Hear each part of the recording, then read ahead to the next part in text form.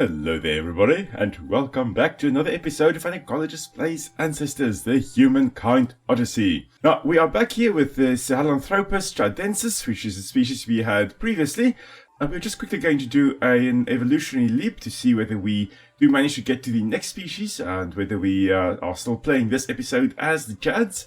So let's quickly do that, and find out whether we have been able to actually evolve to the next species. So, of course, for this, we need to be at our settlement, which we are. We are in the Carissa clearing on the border of the savannah. We are not skipping a generation. Instead, we are doing an evolution leap. And we have enough evolution feats that we have accomplished to actually be able to do this. So, let's find out. Are we moving on to the next species or not? And it seems the answer is that we have, in fact, accomplished enough evolutionary feats to move on to Orrorin, the next species in the lineup. So we have quite a lot of things that we have accomplished. We are now 7.2 million years ago, where we were, I think, 8.8 or something along those lines. So we have managed to do quite a nice leap. And there we go, Millennium Man we are now, Orrorin tugenensis. So Orrorin meaning first man in the Tugen language, and then tugenensis referring to the Tugen Valley in Kenya, I do believe. So this is quite exciting. We should now be able to move on two legs. We also now have better control over our emotions, and we are able to manually go over to an alert state of mind. So that is quite cool, and you'll see that as we go along as well. So anyway, here we go. Wonderful. Now it's going to throw us out randomly in another location, so we've got to adapt, or we've got to go and find our location again.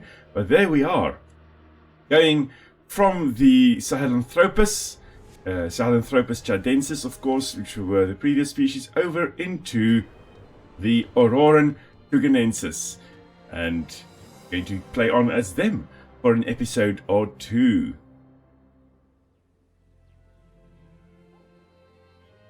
This does look familiar. I think I know where we are. Don't think we've actually been here in this game though. So there we go, Orrorin, the next species that we are playing as. So notice all the butterflies around the tree here. I do believe this is the butterfly tree oasis, which we haven't actually discovered. No, there it is. So, should be the butterfly tree oasis. And it is indeed. So this also is one of the safest spots to be in the game, and it's definitely one of the most beautiful also to be in.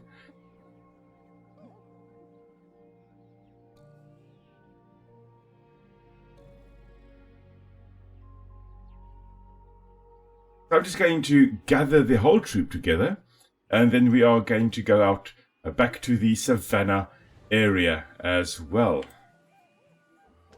Now, just before we actually head out, let's quickly have a look at what our new genetic abilities are. So we've got encephalization, which means that our brain size has increased. So encephalus referring to brain, basically. We have a life expectancy that's greater, so it means we've got more stamina, which is great as well. We are now, as I've mentioned, able to control our emotions and manually go between vigilant and alert. It means we can easily, from a distance, start chasing animals away, predators and prey away, so that we don't have to actually first be attacked by them before we can chase them away. We've got a faster movement speed, which is also going to be marvelous. I think that's going to lead into more bipedalism as well. And that's it. So, overall, the tree is getting fleshed out here, the skill tree. We've got a lot of skills here that we still need to re-get, but we'll do that as I go along. Right, for now, we have gathered our clan. I'm just going to go look for some rocks in a branch, and then we will be off. Oh, that's a beautiful butterfly there. Looks like some kind of fig tree blue, except that the colors are reversed. The blue would be on the inside rather than on the outside. So overall, the coloration here, the butterflies would have the bright color on the top side of the wings, and then the duller color on the underside, so that when they close their wings, or when they sit down and close their wings, they would actually be camouflaged, and then when they open it, they would be able to attract a female, for example. So the butterfly, unfortunately here, beautiful, An amazing attention to detail, except that the wings are upside down. It's the small things you notice as you go along in life, and with knowledge. The more you know, the more easily it is to be irritated or notice things that are wrong. I'm just going to go look for a rock. I'll be back in a moment. Alright, so I was looking for a way out of this oasis, and I did find a precious stone. So this here is quite fun to get. If you manage to find it, I do believe I may have encountered one previously. Not sure whether it was off screen or while recording an episode. I can't remember which one it was. But we have found blue agate, which is a type of semi-precious stone. Now, while carrying this, on the left-hand side at the bottom, you will see that we have fear protection, meaning that we can't be terrified of the environment that we are in. Now, we're still looking for a way out. I still haven't found the exit out of the butterfly tree oasis. Maybe somewhere not along the rock side. That's going to just tire us out too much. I'm going to continue looking for it, and I'll be back when I do find it. So we're just scaling the mountainside. I could not find any other way out of here. So we're just going to climb up here. Hopefully find a way out of the butterfly tree oasis. Definitely not an area I would base because I can't find the way out. So I'm just walking around with the semi-precious stone in my hand, though, because it does two things. Well, I could have given it to any one of the other hominids to instantly strengthen a bond, but I'm also not afraid of the unknown while I am carrying this, so I won't have to face my fears at all while we are doing this. But then also, if I need to whack a predator with a rock, I'm able to do it using this, because I still haven't been able to find basalt. So until we find a piece of basalt to make a proper basalt chopper, I'm just going to carry around the blue agate as a rock to hit the predators with, as a bit of a protection against predators. Now, there's a whole area on this side that we haven't actually explored, but I'm not going to do that today. I'll do that off screen. I'll come back for this. But we're going back to the green rock pathway, which is over there, and from there we're just going to go through to the savannah again, where we were last time. On the way there, however, look at this. We have found another meteorite, one that we haven't visited before. So that's also just going to be great. We're going to get our mutations with our 6 babies that we have with us as well. But let us just quickly double check whether we've got any predators or other animals along the way here. Doesn't seem to be the case. Interesting, that is an area that we have already been before, the Hollow Pond Oasis. I remember that area. I think when we discovered one of the other spots during our previous episode, this meteorite, after we had already passed here, this meteorite dropped down from the sky. So, we obviously missed it. It wasn't there when we came past here previously, but we are going to be visiting it now. Oh, we've got obsidian over here, which is a nicer rock to carry around, because we can at least make an obsidian scraper, which is a better weapon than a precious stone that we are carrying around.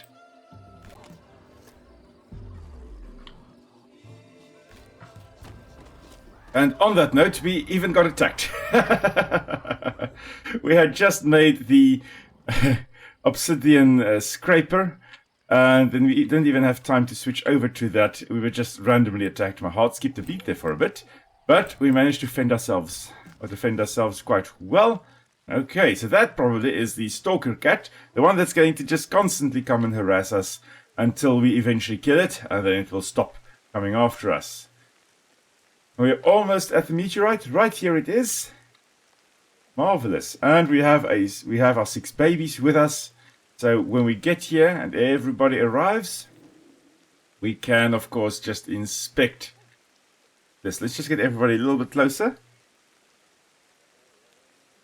I'm not sure whether there is actually a range to it, but just in case there is a range that the babies have to be quite close, we're just waiting for everybody to get closer and then inspecting the meteorite.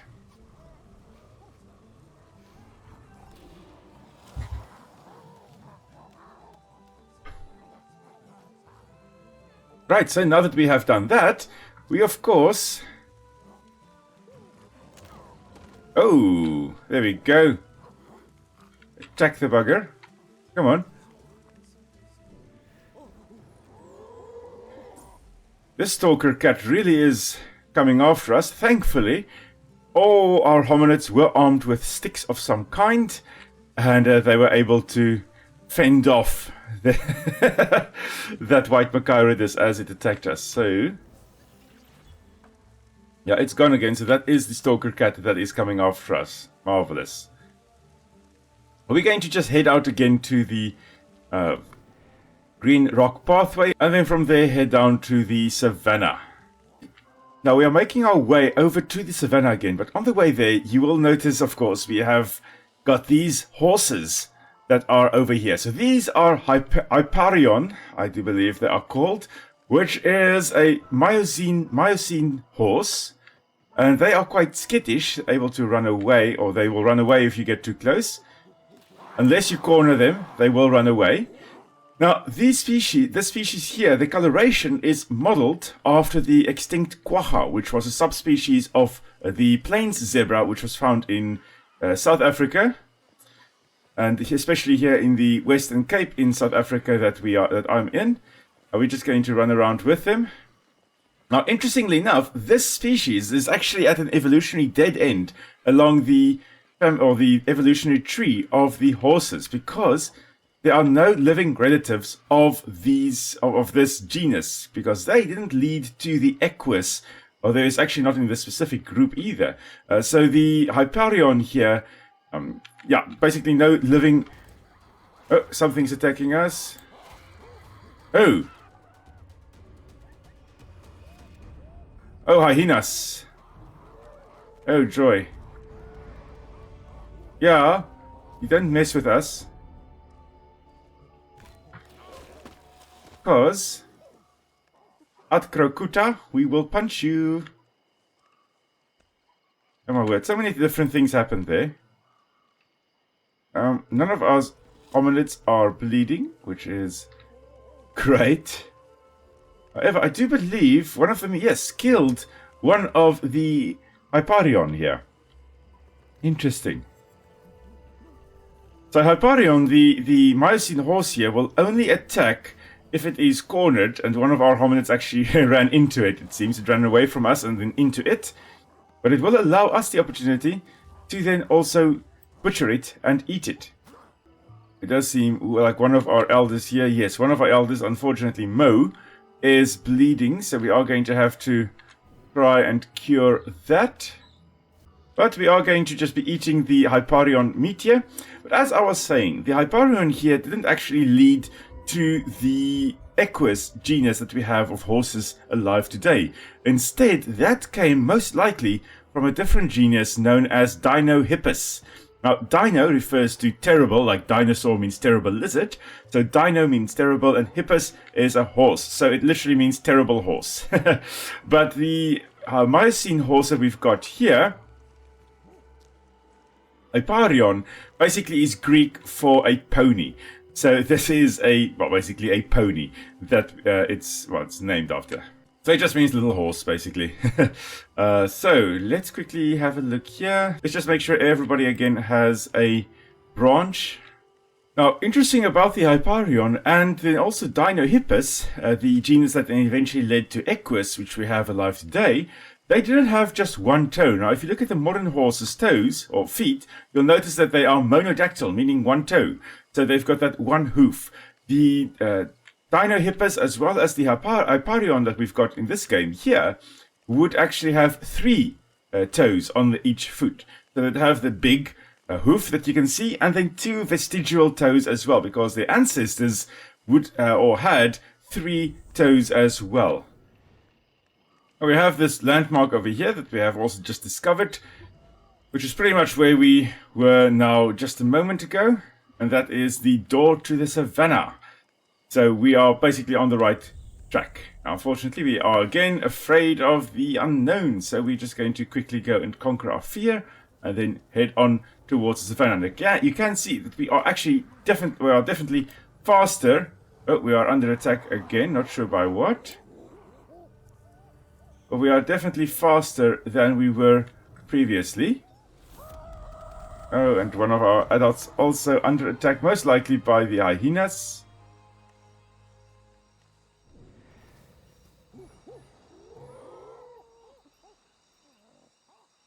Can't even see any danger. It might have been the stalker cat again. So we had another little landmark here, just next to the door to the savannah landmark. This one is called the Erupted Rock, basically referring, I believe, to volcanic eruption that took place here. Well, this was most likely a what do you call a dike? I think a dike or a sill. I think a sill is more horizontal, whereas a dike is more vertical. So initially, this piece of volcanic rock here that we are standing on, the Erupted Rock, was underground. And it was part of a volcanic pipe. And then, of course, the magma in there solidified and then resulted in this rock forming. And then it was harder than the surrounding rock, which eventually eroded away, leaving behind this characteristic landmark that we've got over here. Now, right on top of it, we have another precious stone here. This one would be tourmaline. Okay, I thought it may be tourmaline, but here we go. So this is another semi-precious stone that we've got here.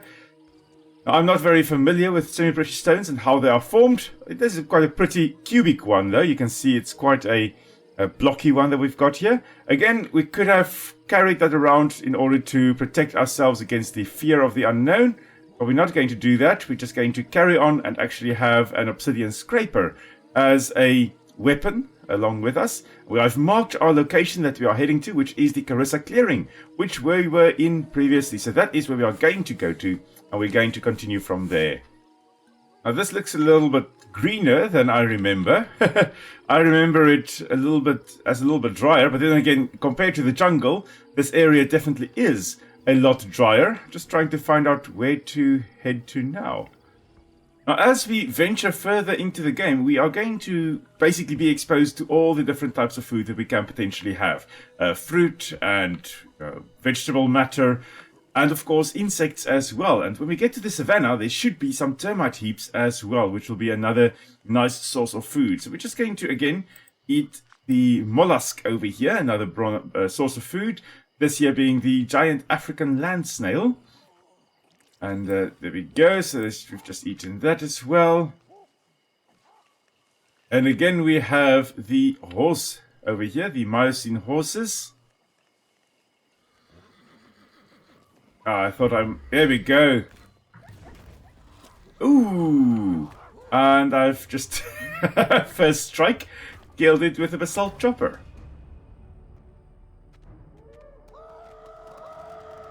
Wow. Okay. Now, if you actually look in the game here, if you look at the hooves of the Hyperion here, you'll notice that it is actually monodactyl. It only has one hoof, although in reality it would have had 3 hooves. So one big one, and then 2 smaller vestigial hooves on the sides.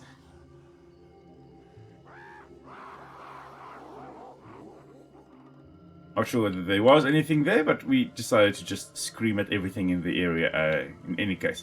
Oh, there we go. There are some hyenas over here. So notice these little guys here being the spotted hyenas, or looking like the spotted hyenas. So we are going to chase them away and see if we can. We have managed to actually chase them away. Okay, we're going to go after this specific one on the left here. So we've isolated it from the pack. So the hyenas, the Adcrocuta over here, most likely also would have been pack hunters, as you see in this game here. So this isn't the spotted hyena yet. The spotted hyena is Crocuta. This one is Adcrocuta, which is one of the ancestors of most likely the spotted hyena. Oh, there we go. There's even a python here as well. You know what? We might as well just hit it with a rock as well, because we are, all for that dangerous hitting everything with everything lifestyle. I think the hyena is close, so we're just going to scream at it as well. Oh, there are a whole bunch of you. You can't get us. Can't touch this. Can't touch this. Now, things are going to suddenly become quite a bit harder for us now that we are heading into the savannah. So there's the Cart Tree Oasis. So that's going to be a good spot to also just settle down a bit. Have some water before we head in, because the savannah is going to be much harsher than the woodland and the forest has been. One thing, we are going to have more difficulty finding water, so we're going to most likely stick to the tributaries here, the rivers flowing along or through the savannah. And then also we have to somehow survive all the heat that we are going to experience, or the sunstroke that we could potentially experience there. Now, somewhere there is a snake that I simply cannot find. We're constantly picking it up as a danger. There it is. That may be black mamba. We're going to have a look at it now. But this here is a snake egg, I do believe. This looks like a python. The pythons would have these types of nests where they would actually lay their eggs, not necessarily like this, more burrowed usually. But they would lay eggs and then they would kind of sit on it, incubate it to some extent. And then, just actually more protected than incubated. They're not generating that much heat. There was something here that I did want to have a look at. Yes, there we go. This is what we are looking for. There we go, just being attacked by Black Amphimacharidas. There we go. Oh, it was a green mamba. Was being the operant word. Because the Black Macaridas has kind of sorted out that issue for us. And speaking of which, hello there. Yeah, going to be attacked by everybody. Everybody's got sticks. Now go away.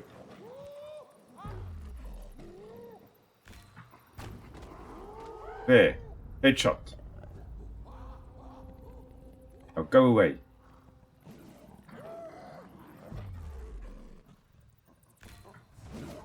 There.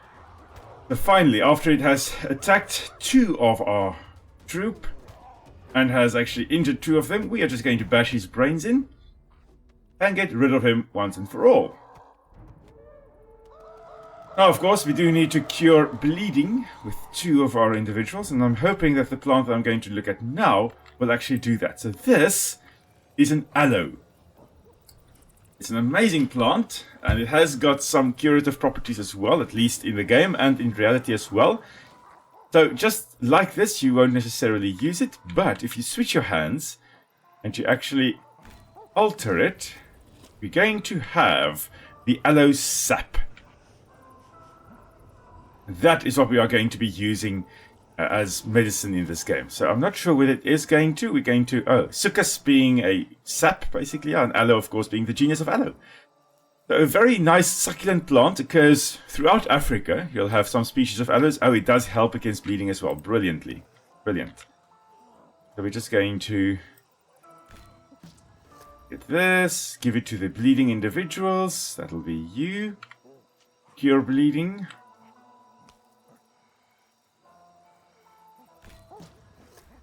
Now, as I've mentioned last time, as we start heading into the arid regions, of course, the plants that we are going to encounter will have some kind of properties, or some kinds of properties that will allow them to actually survive in this more arid region.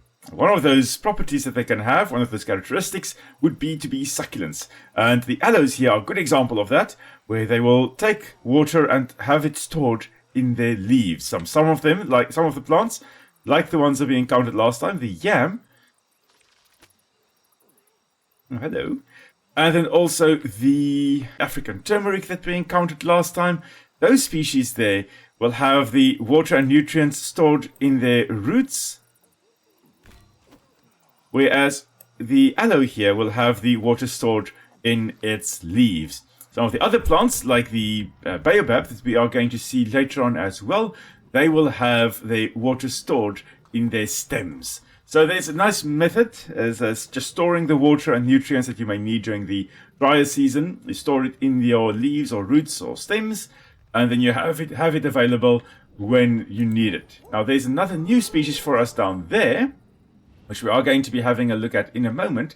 But let's just have a quick look over here. Unfortunately, we are suffering from some indigestion at the moment, but from that side, that's the woodland.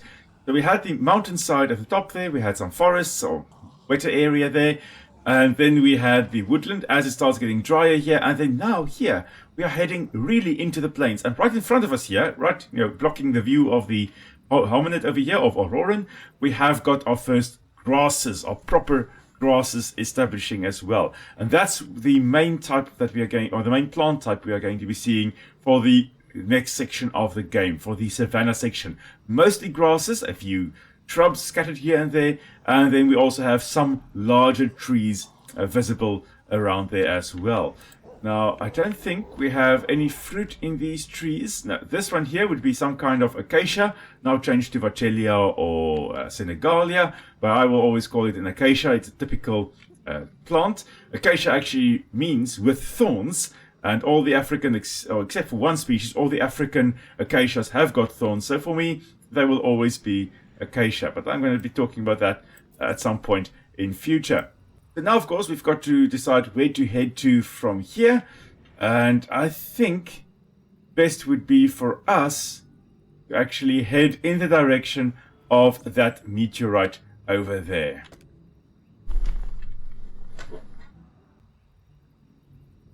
Now, as we are heading over to that side, of course, we may encounter some more of the hyenas, the spotted hyenas, or, well, that's Adcrocuta. It isn't really truly the spotted hyena, which is, as I've mentioned, crocuta. But the hyenas, the Adcrocuta here, most likely was a pack hunter. Well, initially its ancestors were most likely social in order to survive and to also scavenge food and chase predators away from their kills. But then the Adcrocuta that we have in this game, they were most likely social also to be effective pack hunters. So I think they were the first ones that had, crocodiles. That's the new species that we are going to see now, which is the Dorcas gazelle. But as I was trying to say, the crocuta, or the Adcrocuta here, the hyenas, were also social in order to catch their prey, because for the first time they had the carnassial teeth, which is like shearing teeth. So it's like scissors, basically, which is then effective at cutting meat as well. So we've got in front here, we also have a golden Macaridus, which is most likely, oh hello, this is a buffalo. We're just going to, and he's throwing his head around in order to intimidate us. We are not intimidated. Oh, there we go, I knew that Macaridus is going to also regret his life decisions. The crocodiles over here really just killing everything in sight. Now, we unfortunately have lost our stick. We are going to be needing another stick. I think I'm going to take your stick.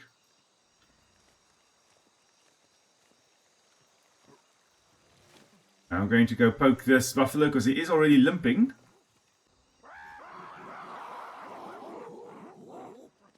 And we have chased him away. Oh, there's a whole herd, so I'm not going to bother with him.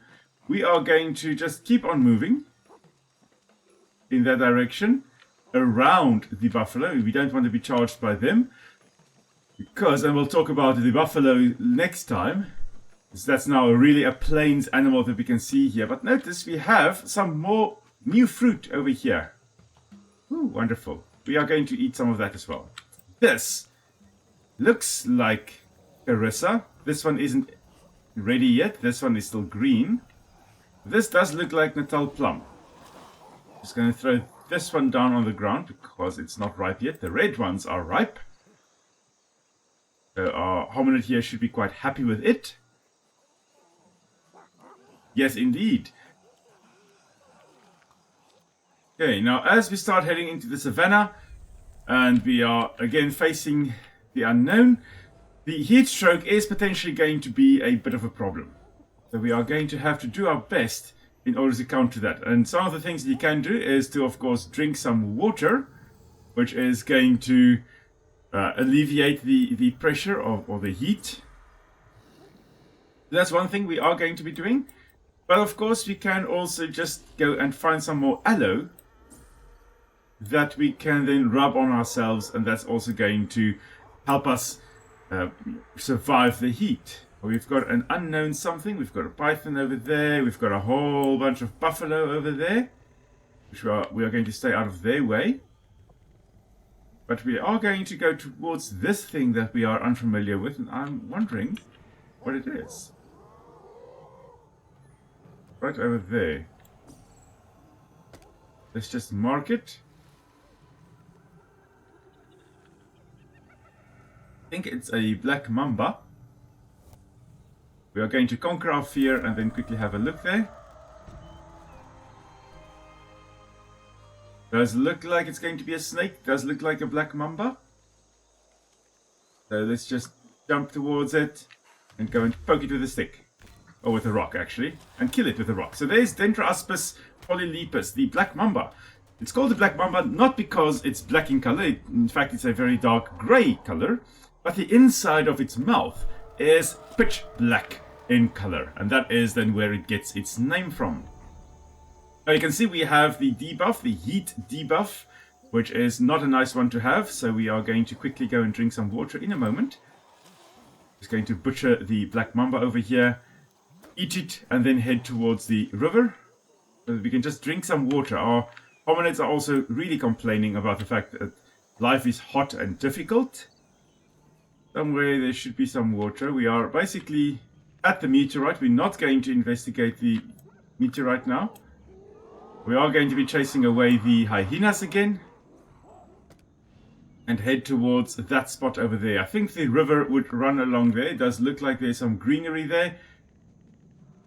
And if we are not careful with this heat, we are going to die. So we should get to the river soon. And on the way they just chase away the hyenas again. Oh, and using the pack tactics there to kill the python as well. Okay, so that's quite vicious. They've managed to kill that. Now they are standing right in front here. A little bit difficult to see with the heat that we are experiencing. But let's just drink some water first. Just so that we are not suffering from heat stroke as well. And our hominids can stop complaining about it all. Okay, now we are fully buffed against it. You'll notice on the left hand side there, instead of the heat signal there being lightish in color, we now have it as blue, meaning that we've got a buff against the heat stroke.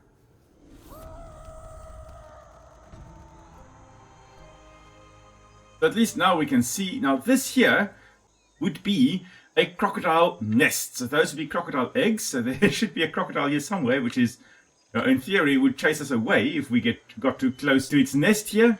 But what crocodiles do is they would tend to bury their little eggs in the ground and then cover it with sticks and leaves and all kinds of debris. And that will then help the eggs to incubate. So at least with the crocodilians and the chelonians, so the crocodiles and then the tortoises and terrapins and turtles, the sex of the baby is determined by the temperature at which the eggs incubate. And in crocodiles, the warmer temperature, the ones at the top here, would then be the males, and the ones lower down in the nest, the eggs lower down, would be the females. And we'll talk about that a little bit next time as well. Now we are basically at our next location here, which we are something that's... Oh, there's a rhino! There's a white rhino over here. Now it is going to most likely try and intimidate us if we get closer here. There we go. It's going to intimidate us with its horn, or lowering its horn. We've managed to get it to run away. But we have successfully intimidated the Miocene white rhinoceros. So we'll talk about them a little bit next time. Lots and lots of animals that we will be talking about next time. Including these gazelles over here, which are leaping over the water there. Quite awesome to see. But for us, we are just going to discover this spot over here, which should be the Arrow Rock Oasis, if I'm not mistaken. The Rock Arrow Oasis. Okay, so Rock Arrow Oasis, that we're on. Oh, and we are being attacked by black-backed jackals. Let's just quickly whack them. Or poke them at least with a stick. There we go. Go away. Oh, that one also.